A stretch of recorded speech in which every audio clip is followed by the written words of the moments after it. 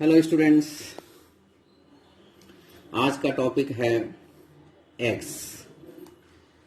Fertilisation के लिए मुझे स्पेसिफिक यानी एग मेल और फीमेल गैमेट चाहिए। तो मेल फीमेल गैमेट एग्स, इसको डिटेल में हम एक्सप्लेन करेंगे। तो आज का टॉपिक है eggs. Non motile female gamete यानी मोटाइल नहीं, यानी जो एक जगह से दूसरी जगह नहीं फुदकता है, इसको ओवम भी कहते हैं। और ये ओवरी में प्रोड्यूस होता है किस प्रोसेस के जरिए? ओजेनेसिस के जरिए।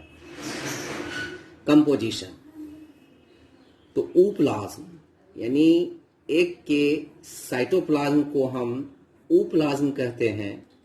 इसका आउटर और इनर रीजन है। जैसे ये है तो ये इनर रीजन हो गया और ये आउटर रीजन हो गया। तो ये आउटर रीजन में कॉर्टिकल ग्रेन्यूल्स होता है जो कि म्यूकोपॉलीसेकेराइड का बना हुआ होता है। इनर रीजन में आपको मैक्रोट्यूब्यूल्स पाया जाता है, आरएनए पाया जाता है, माइटोकॉन्ड्रिया पाया जाता है, लार्ज न्यूक्लियस पाया जाता है और प्रोटीन, ग्लाइकोजन और लिपिड्स पाया जाता है। न्यूक्लियस लार्ज होता है जिसको हम जर्मिनल वेजाइकिल कहते हैं। और ये जर्मिनल वेजाइकिल जो है यूजुअली मेटाफेज सेकेंड स्टेज में पाया जाता है। ये बहुत ही इंपॉर्टेंट कैरेक्टर है। अब एक एग जो है में का कंपोजिशन जो है, इसमें वाटर 74% है, प्रोटीन 13% है, लिपिड 11% है। ये पॉसिबल नहीं है इतना याद रखना, लेकिन इंक्रीजिंग और डिक्रीजिंग ऑर्डर में इसको सजा करके याद करना है। अब एक एग में दो चीजें होता है, तीन चीजें होता है: egg shell, egg white, egg yolk. जब हम अंडा तोड़ते हैं तो उसका हार्ड कवरिंग वो शेल होता है। उसके अंदर जो व्हाइट कलर का होता है उसको एग व्हाइट कहते हैं। उसके अंदर जो पीले कलर का होता है उसको एग यॉक कहते हैं। तो एग व्हाइट में वाटर जो है 88% है, प्रोटीन 11% है, लिपिड 0.2% है। एग यॉक में वाटर 48%, प्रोटीन 17%, लिपिड 33% है। यानी एक कंपैरेटिव अकाउंट देखना है। एक टाइपिकल एग का जो वजन होता है अबाउट 57 ग्राम होता है। कम भी हो सकता है, ज्यादा भी हो सकता है, लेकिन एक एवरेज 57 ग्राम होता है। इस 57 ग्राम में जैसा कि मैंने ऊपर बताया कि कोई एग जो है ये तीन पार्ट का बना होता है। शेल जो आउटर मोस्ट कवरिंग है, एग व्हाइट जो उसके जस्ट नीचे है, यॉक जो उसके अंदर है। तो शेल 11%, इस 57 ग्राम में 11% शेल होता है, 58% एग व्हाइट होता है और 31% एग यॉक होता है। An egg contains एक एग में लगभग 6 से 7 ग्राम प्रोटीन होता है।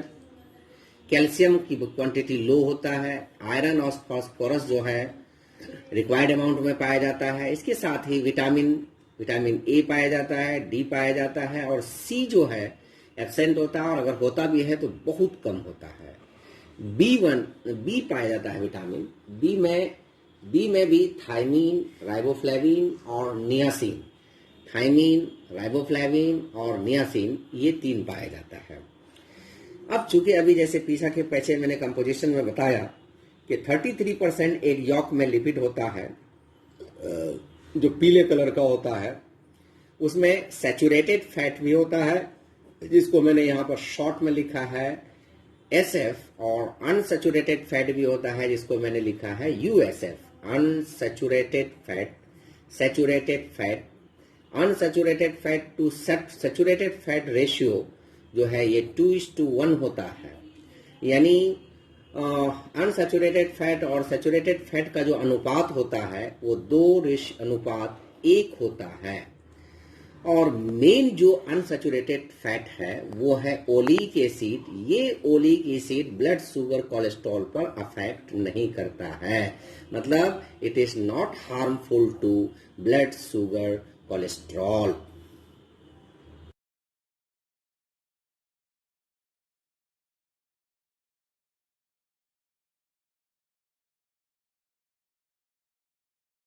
Structure of egg. अब स्ट्रक्चर ऑफ एग में एक होता है एग मेम्ब्रेन यानी कवरिंग एग मेम्ब्रेन। अब इस एग मेम्ब्रेन में टू टाइप्स ऑफ मेम्ब्रेन होता है, एक प्राइमरी मेम्ब्रेन, एक होता है सेकेंडरी मेम्ब्रेन। प्राइमरी और सेकेंडरी मेम्ब्रेन में बेसिक डिफरेंस यही है कि जो ओवरी जिसको सेक्रीट करता है और जो एक सरफेस को कवर करता है उसको प्राइमरी मेम्ब्रेन कहते हैं।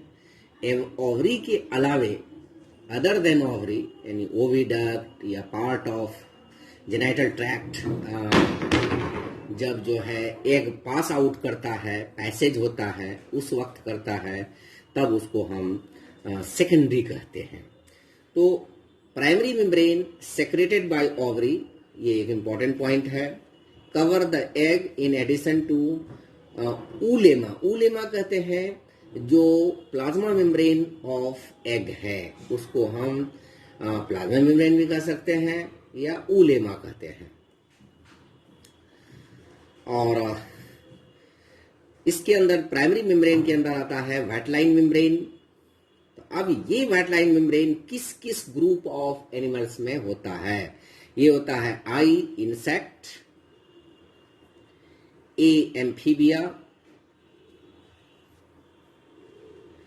एम मोलस्का,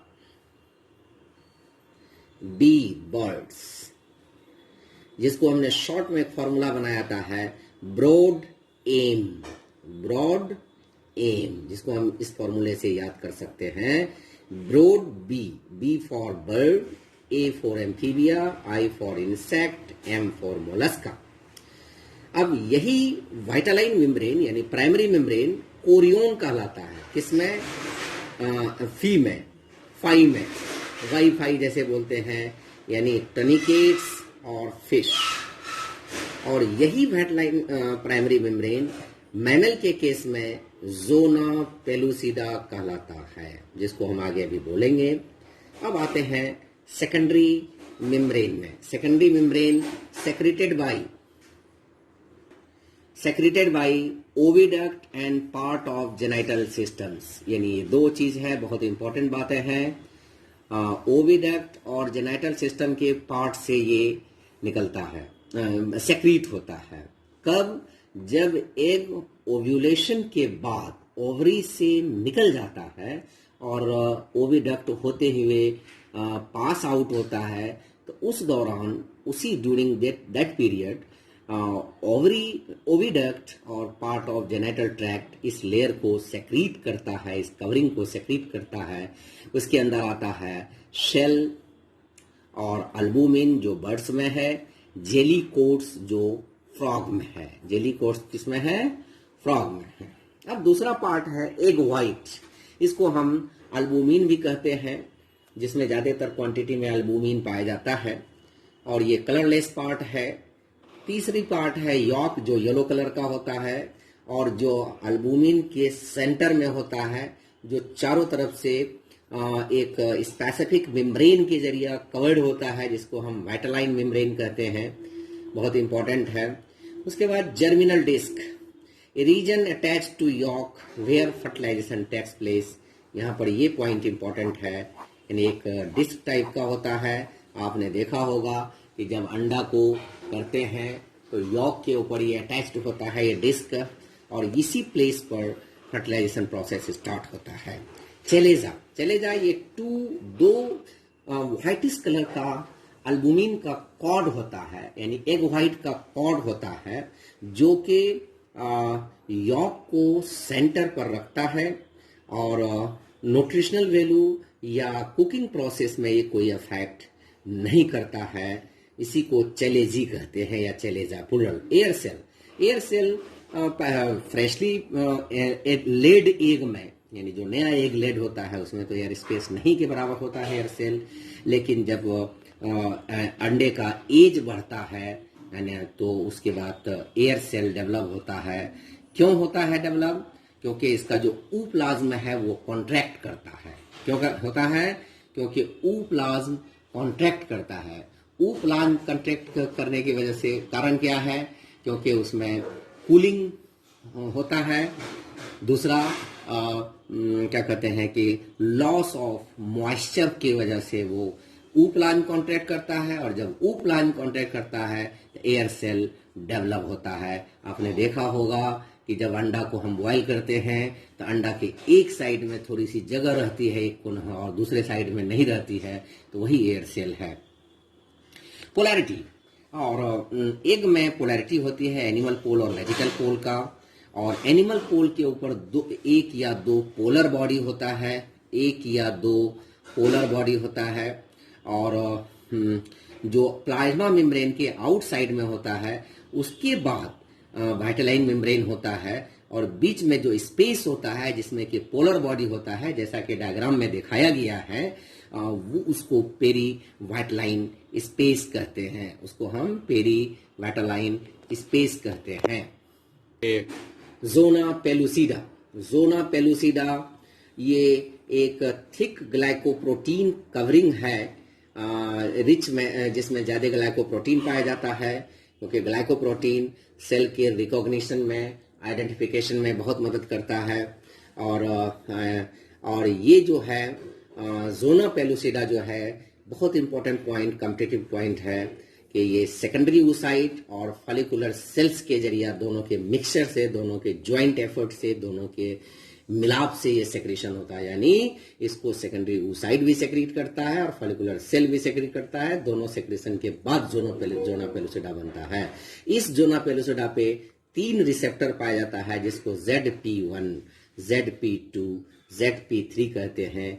ये तीनों रिसेप्टर जो है डिसाइड करता है, डिटरमाइन करता है, रिकॉग्नाइज करता है, और के whether the sperm will attach to the egg membrane or not.